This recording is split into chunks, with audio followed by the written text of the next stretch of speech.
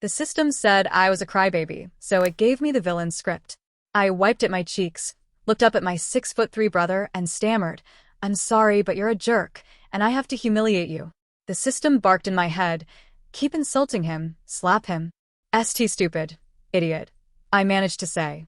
I teetered onto my toes and, trembling, reached for his face.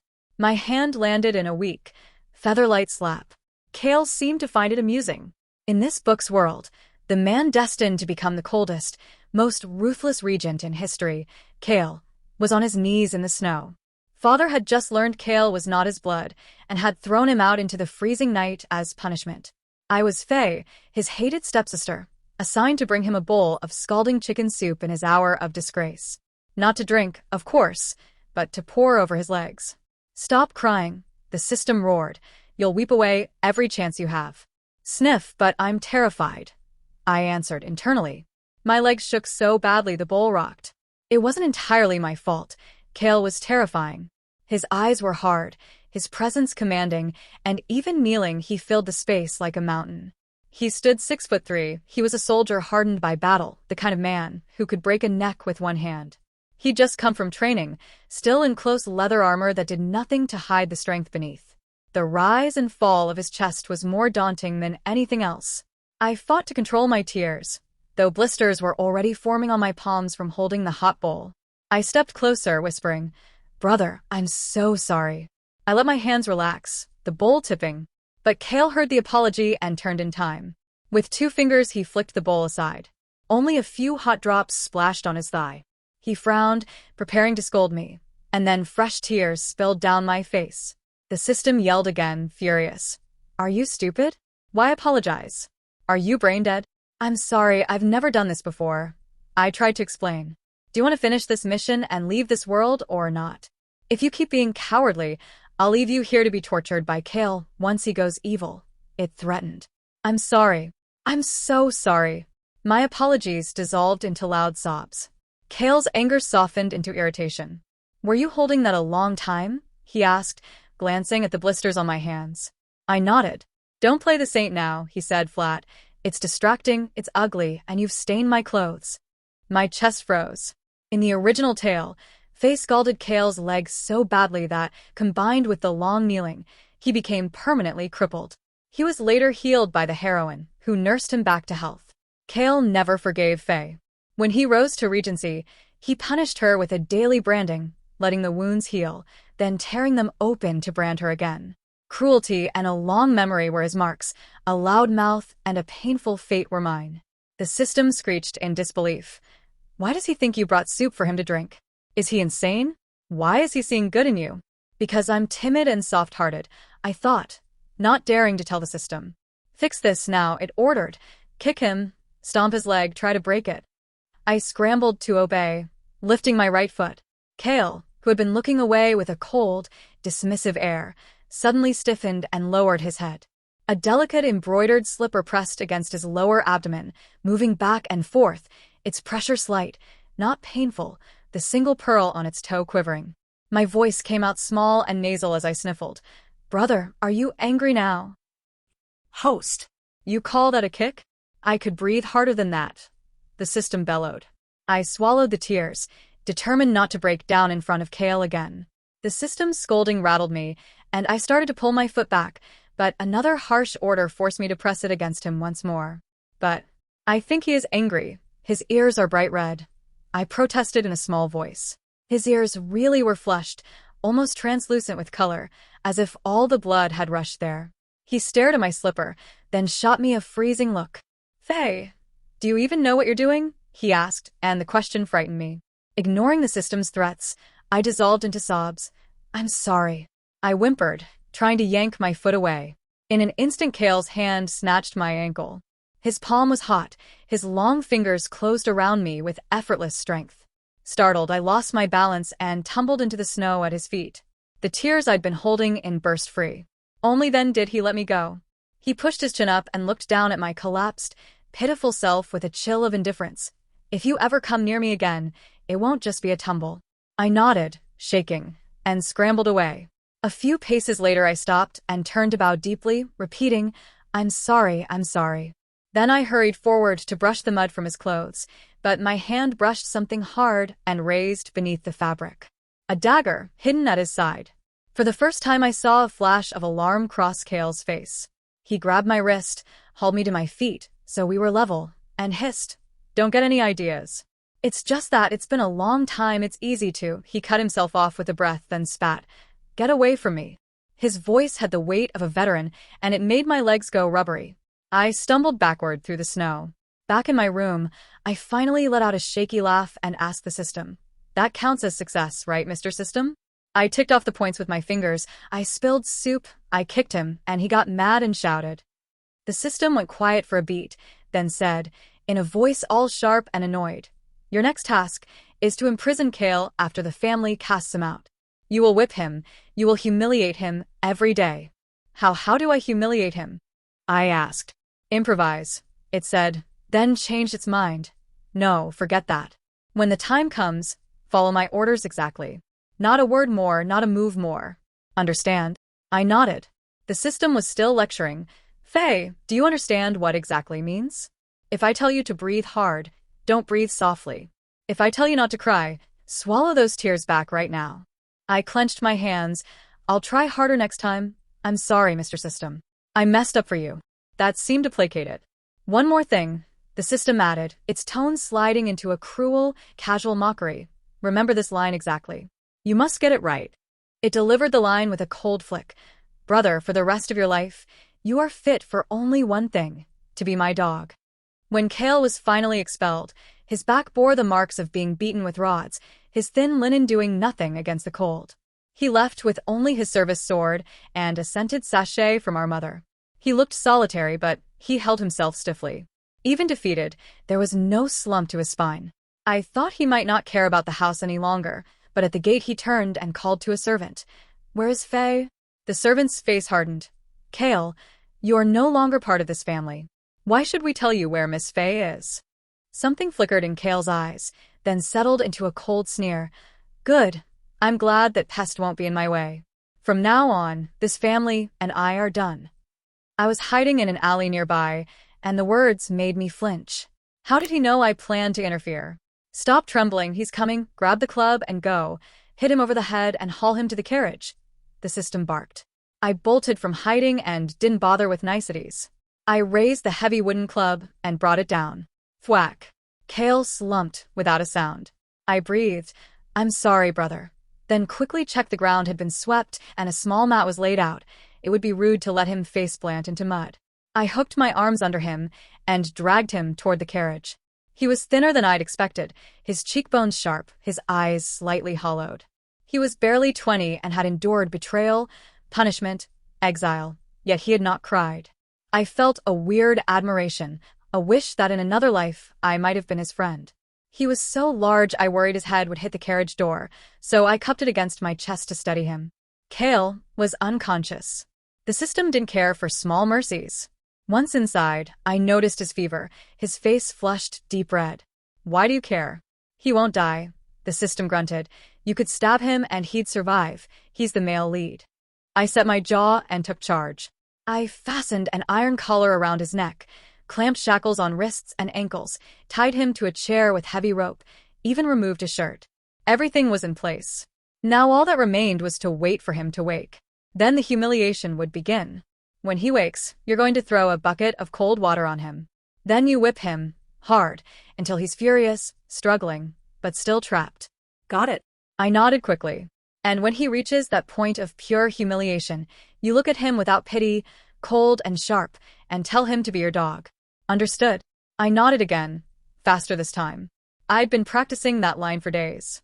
I didn't want to let Mr. System down, not after all the trouble it went through, stuck with a useless crybaby like me. I gripped the bucket tightly, forcing down the uneasy guilt twisting inside me. "Don't hold back this time. Make sure you aim for his face and dump it all," the system urged, full of energy. I clenched my jaw, lifted the bucket high, and just as I was about to pour, Kael's eyes snapped open. "What are you doing?" Panic shot through me. I stumbled backward, tripped on the whip lying on the ground, and the freezing water splashed all over me instead. Splash. The shock hit instantly. My clothes clung to me, the cold biting deep. Don't cry. Don't cry. I trembled violently, biting my lip to stop myself from sobbing. The chains clinked as Kael instinctively tried to stand, only to be restrained by the ropes. His eyes blazed. Faye, what kind of game is this? You trip over your own feet everywhere you go, the system shrieked. Mr. System, I'm sorry, I whispered quickly. My arms were sore. I couldn't hold it steady. I didn't mean to. So, what if he's awake? Just throw the water. But it might get in his eyes, I protested weakly. It's dirty water. He could get an infection. The system groaned in despair. Fine. Just repeat after me, exactly. Its tone turned cold and mocking. Brother, after all, we were family once. You've treated me so kindly through the years. How could I ever let you go easily? Hugging my soaked clothes tight against me, I lifted my chin and repeated, Brother, after all, we were family once. You've treated me so kindly through the years. How could I ever let you go easily? To Kael, though, I must have looked pitiful, red-eyed, dripping, trembling from the cold, with a forced smile that barely hid the fear underneath. Wait, that doesn't sound right, the system muttered, confused. Kael didn't look angry anymore. The sharp fury in his eyes was gone. If you couldn't bear to let me go, he asked quietly, then why didn't you come see me off when I left? What? What kind of disgusting thing is that to say? The system exploded. You're enemies, not lovers. I echoed it automatically. Who cares if I came to see you off? I'm your enemy. The words, soft and shaky, came out nothing like the system intended. They sounded almost tender, like a confused confession. Kael actually smiled. No, I didn't tell you to say that. Take it back. How do I take it back? I whispered helplessly, flustered. Just pretend you didn't hear that last part. Forget it. Grab the whip and hit him already. I snatched up the whip, holding it with both hands. I had practiced so I wouldn't strike myself again. My gaze drifted to his bare chest. This time, I had to get it right. The whip sliced through the air. Crack. It curled around Kael's side, leaving a red welt that deepened with each heartbeat. He let out a low grunt, his eyes snapping to mine. Good. It's working. Keep going, the system crowed. But I couldn't feel any excitement. Only guilt. The cellar was already cold, and I was drenched to the skin. My body shook uncontrollably, and every breath burned. Trying to keep my composure, I said softly, Yes, thank you, Mr. System. The whip struck again, but my aim slipped. The lash caught the inside of his thigh.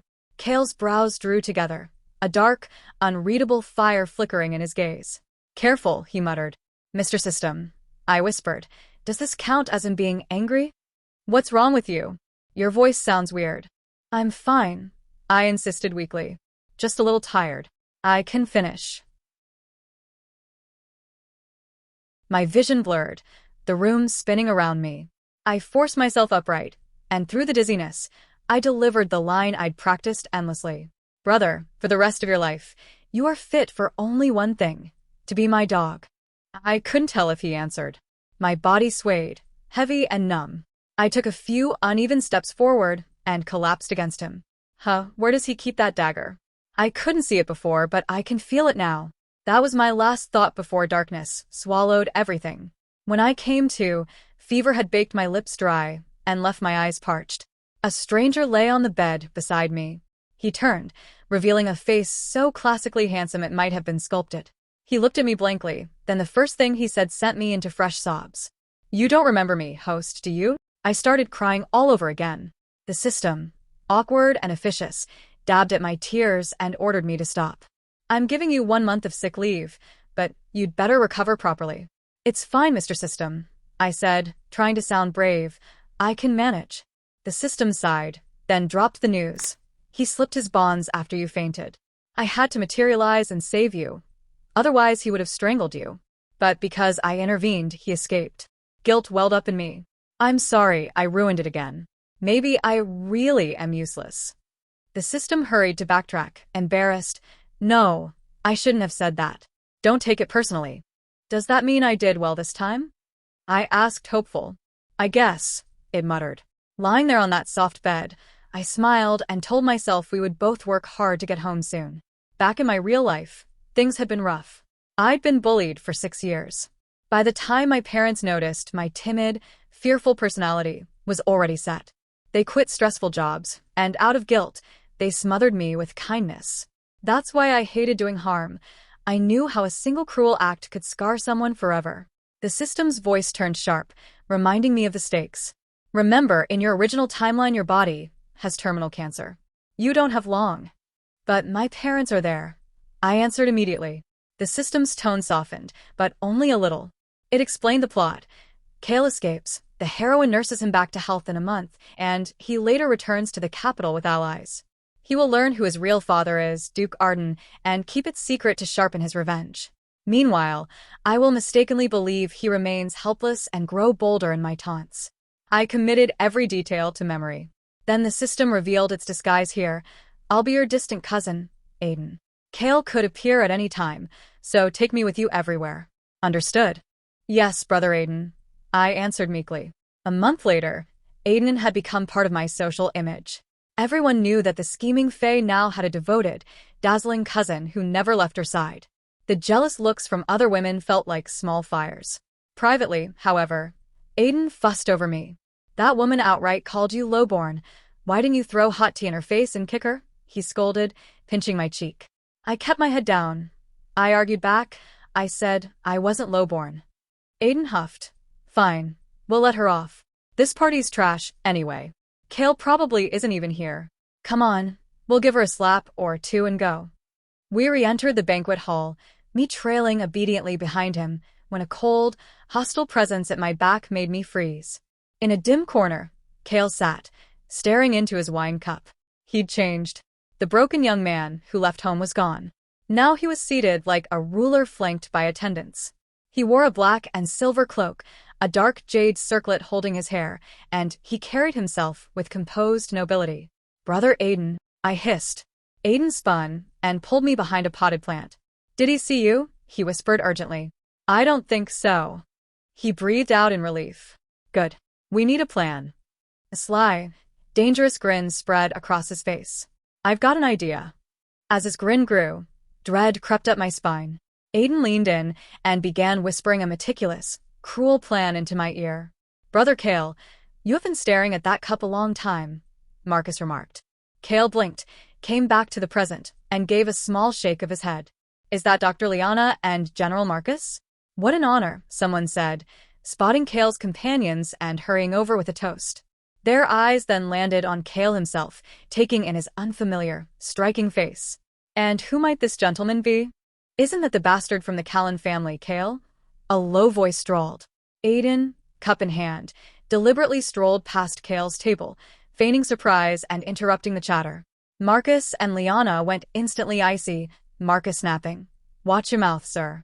Kael is our friend, and we will not stand for insults. Aiden threw his head back with a mock, oh my, laughing so theatrically that tears seemed to form at the corners of his eyes. He dabbed at them with exaggerated delicacy, his face an arrogant mask, then sneered. Kael, do your friends know? You used to be my sister's dog. With practiced cruelty, he tipped his cup, drenching Kael with wine. My heart hammered. Aiden's performance was flawless. Marcus leapt up, fury written across his face, and grabbed Aiden's wrist. Liana produced a handkerchief, looking pained as she reached to wipe the wine from Kael's face. Kael gently pushed her hand away and rose slowly to his full, imposing height, like a storm gathering. He fixed Aiden with a blank, unreadable stare. That look is terrifying, like he wants to rip me apart. The system muttered in my head. All right, it's your turn. I swallowed and stepped out from our hiding place, holding my wine cup like a prop, forcing a haughty expression. First I shot Marcus a glare. Let go of him. How dare you touch my brother Aiden, you peasant? Marcus's eyes narrowed, his hands clenching. What did you say? Liana intervened quickly. Let it go, Marcus. We must remain guests. I adopted Aiden's cold sneer. And what would you do, even if you could? A common thug who lucked into a general's title, a dirt-poor commoner, and... My gaze slid to Kael. Only then did I notice he had been watching me the whole time. I forced my face into contempt and let out two sharp, derisive laughs. And you? Long time no see. You have sunk even lower, haven't you, Kael? Long time no see? Marcus repeated, puzzled. Kael ignored him and asked me, You call him brother Aiden? His voice was calm, but a chill ran through me. Why wasn't he angry? I pressed the advantage, my tone hard. He may be my distant cousin, but we are very close. Why should you care if I call him brother? Kael turned back to Marcus. She said, long time no see because her name is Faye. She's the sister I grew up with at the Callan household. Liana and Marcus looked at me with thinly veiled disgust, though they held back for Kael's sake. Sensing the mood, I moved to the main stunt. The system's plan was meant to outrage Kael, and it was cruel in the best possible way for the script. I raised my cup toward him. Kael, my cousin spoke some truths and upset your friends. Allow me to apologize on his behalf. A toast to you, shall we? Brother Kael, don't drink that.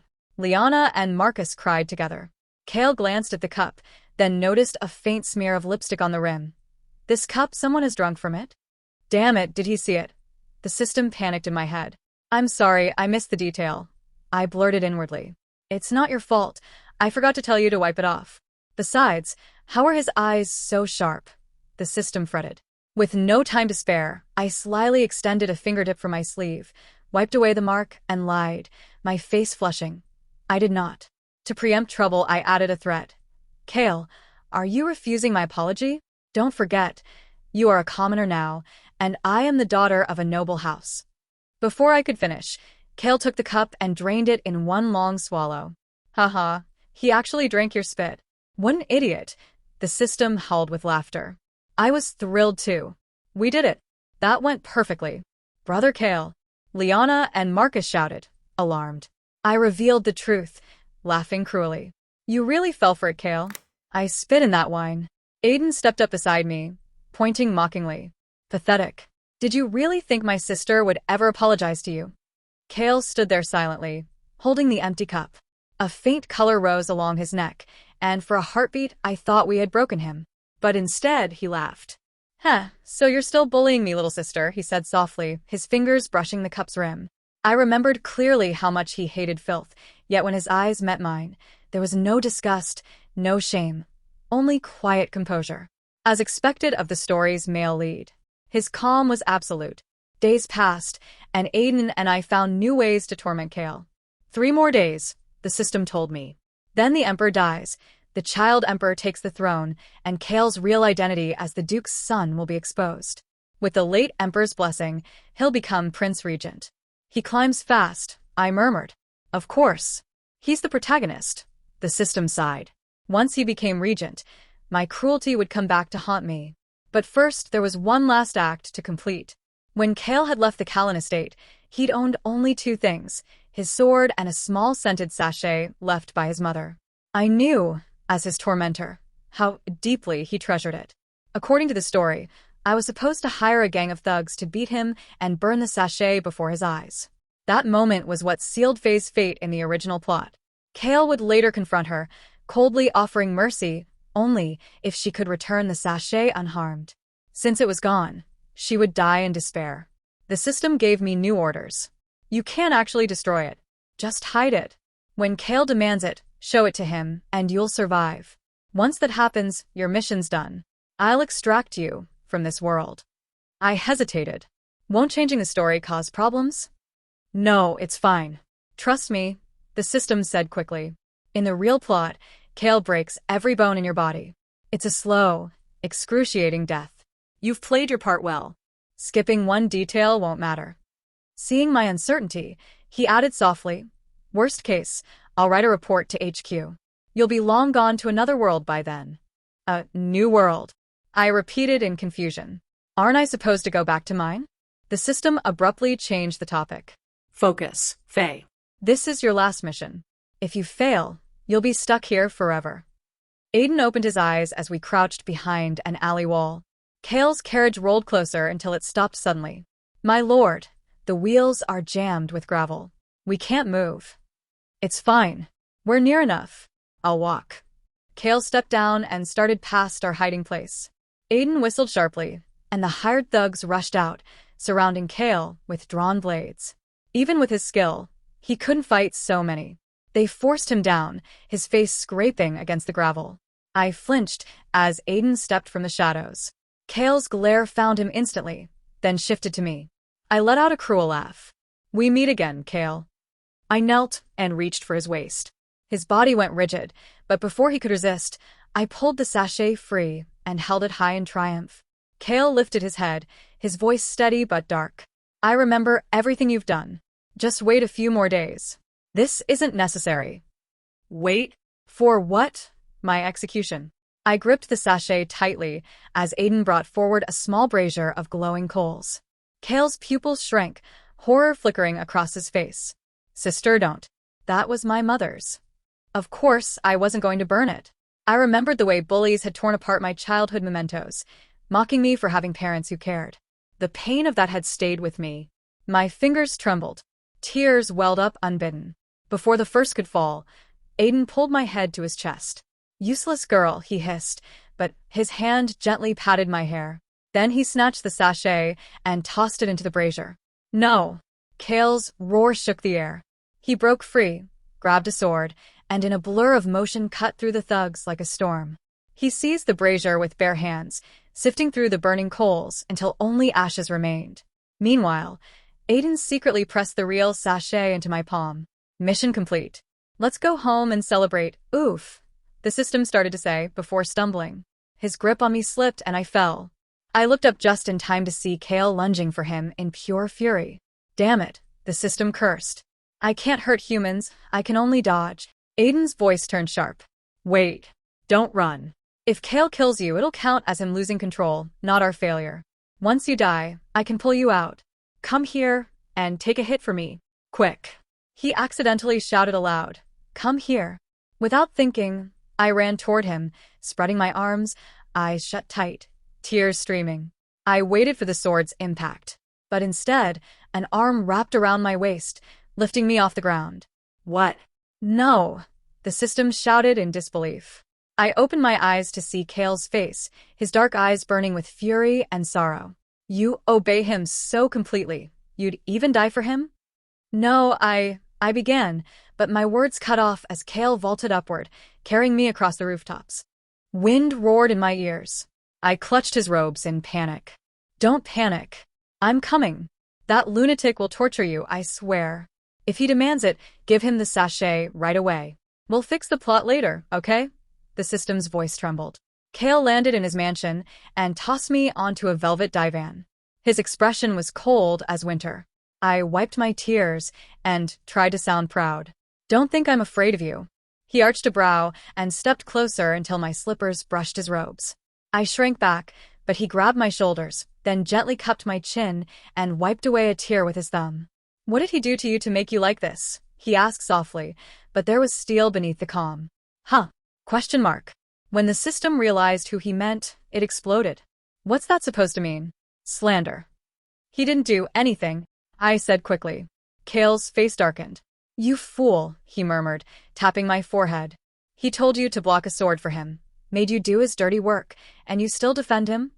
His grip tightened slightly, urgency leaking into his voice. Faye, stop covering for him. I know who Aiden really is. He's a monster who turned you against me. That's it. I'll kill you, Kael, I swear. The system raged, voice crackling in my head. I shook my head wildly. No, it was me. I wanted to hurt you. Kael stared at me for a long moment, then slowly lowered his hands. I stood, trembling, but met his eyes anyway. Tall, strong, and unreadable, he looked like a lone wolf cornered, but still proud. I wiped my face and whispered, I'm sorry, but you're a bastard, and I have to bully you. He raised one eyebrow. Keep going, the system urged. Insult him. Slap him if you must. I'm almost there. He won't hurt you. But this time I didn't listen. For the first time since all this began, there was no script, no voice guiding me. Just my own trembling heart. St. Stupid idiot, I stammered. I scrambled onto my tiptoes, reaching for his face. Did he lean down slightly, or was it my imagination? My palm landed lightly against his cheek. Kael smiled. Both I and the system, still struggling through the guards outside, froze. Feel better now that you've hit me? He asked. I nodded instinctively. Kael gently dabbed at the corners of my reddened eyes. Then stop crying these little pearls. The #1 monster of the story, the male lead whose cruelty was legendary, had just called my tears little pearls. I was dumbfounded. The system went completely silent. I'm heading back, it finally said, its tone a strange mix of despair and amusement. "You two talk." A sigh followed. When did the plot get so messed up? He was right. In the original story, I was supposed to be forced to drink poison that burned my insides, branded every day, and broken joint by joint before dying a miserable death. The current scene was nothing like that. "Kael, I want to go home," I said timidly. He took my wrist. Click. A pair of delicate golden shackles, lined with soft rabbit fur, clicked around it.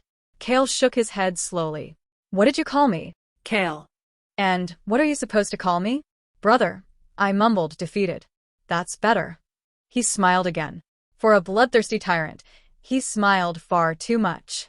"Can you let me go now?" I asked meekly. Kael's face fell. "You're still thinking about Aiden." "Brother, Aiden isn't what you think he is." I found courage to defend him. "You're so timid, yet for him, you dare to talk back to me. That is his greatest crime," Kael said coldly. He tugged on the chain, pulling me closer. Confused and nervous, I looked up. "Faye, what are you supposed to call him?" "Brother Aiden?" The chain tightened. "Aiden." Tighter still, pressing my face to his chest. My cheeks burned. I was utterly helpless. Kael leaned close, his voice a low murmur in my ear. "Wrong. You won't need to call him anything anymore. Because as of tomorrow, he'll be a dead man." Horror surged through me. No. "I won't let you." I lashed out with all my strength. Kael caught my hands, eyes blazing. "Why not?" His voice was thick with fury and hurt. "You brought me soup. I'm your brother. It was you who seduced me." Then he kissed me, a desperate, hungry kiss, as if the darkness he had suppressed for years had finally erupted. A strange warmth spread through me, chasing away fear. His hands were strong, steady, protective. My trembling subsided completely. I wasn't afraid of Kael anymore. "Host, it's okay," the system whispered for the first time softly. "I was going to destroy this body, anyway, after the mission. The mission is what mattered. Don't fight over a disposable vessel. Besides," it added quietly, "there's no need to complete the mission. Kael has already fallen for you." Outside, thunder rattled the windows, and sheets of rain battered the estate. A lone figure appeared among the trees, blood streaming from his hand, sword in grip. He glanced once toward the window, then vanished into the storm. Kael kept me prisoner. He called it a brother teaching his sister not to associate with bad influences, as is his right and duty. The system never used its physical form as Aiden again. To the outside world, Aiden disappeared without a trace that stormy night. Kael was gentle. Despite all the terrible things I'd done, even burning his mother's sachet, he never scolded or bullied me. "Host, have you started to like him a little?" the system asked. My face heated. It paused, hesitant. "Actually, there's something I never told you." Its voice was strained. "You can't be bound to a system and complete missions like this if you're still alive." "What do you mean?" I whispered. "Host, you can't return to your original world. The you in that world died during a high-risk surgery." I froze, biting my lip in denial. The system's tone softened, but remained cruel. "I'm sorry. I didn't know how to tell you. I thought if I hid it, you might like the new world better." Tears streamed down my face. "I don't want a new world. I want my mom and dad." For the first time, I defied the system. I repeated it over and over. "I want to see my mom and dad. I'm not dead." "You're lying." A small, cold part of me, though, already knew the truth. My beautiful dream had shattered. Pain gnawed at me, heavy and unrelenting. I cried for so long I didn't notice Kael enter. He rushed over, voice filled with concern. "What's wrong?" I clutched his robes like he was my last hope. "Please, I want to go home."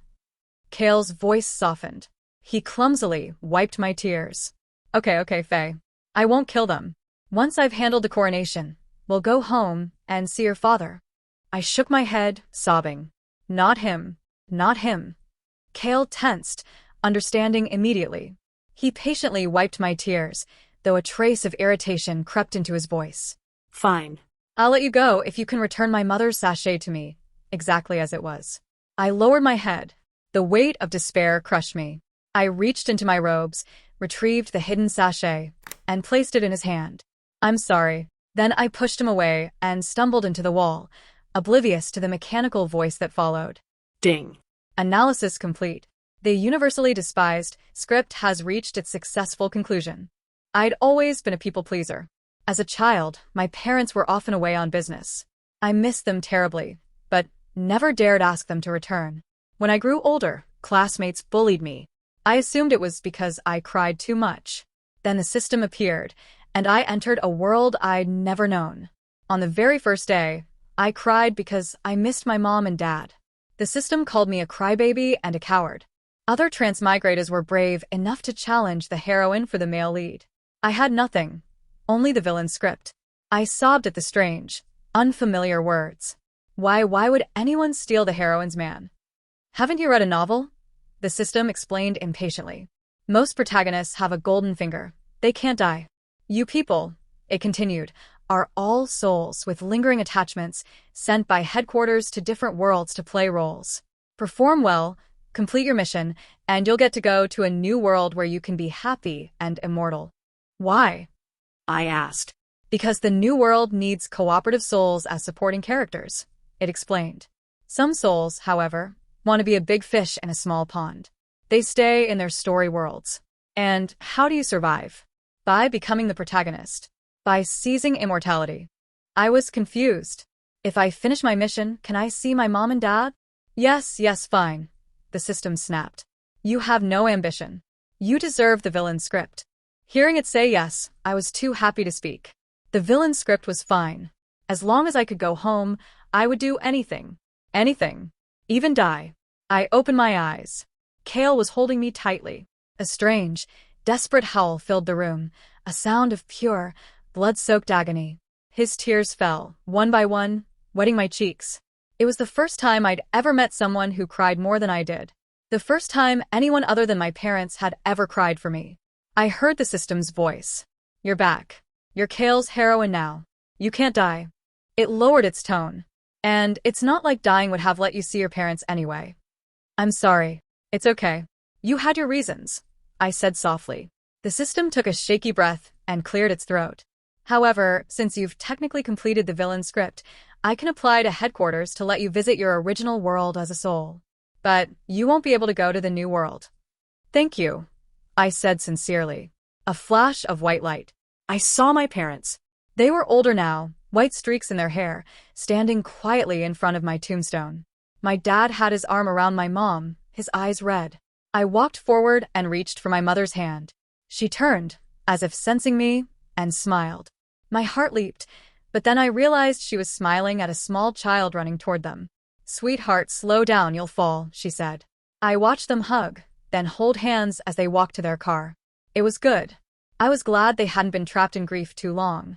Glad they had found the courage to start a new life. Host, do you want to keep watching? No.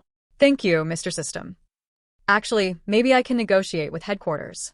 You were only in your original world for a moment. It seems a bit harsh to bar you from the new world for that. I was silent. It's no big deal, the system muttered. Just a few reports, a self-criticism. Easy. It tried to sound cheerful, to joke and make me feel better. I'm a resident of the new world, you know. I just finished paying off my mortgage. I can show you around. You can live in my big house. Stay as long as you want. Host. I shook my head. I want to find Kael. The system said nothing. I looked down. He loves me very much. My death would cause my parents pain, and it would cause him pain too.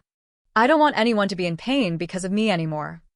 Maybe it's because I've always been a people pleaser. And maybe it's because I've fallen in love with him. Okay, the system agreed. Another flash, and I was back in the story world. I looked at Kael and reached out to touch his face. He flinched, then his eyes widened in disbelief. Joy, shock, and overwhelming relief washed over him. I wiped away his tears, just as he had done for me so many times. Don't cry. I cupped his face and gently kissed his lips. Okay, Kael whispered. I won't cry anymore. We had a long life ahead of us.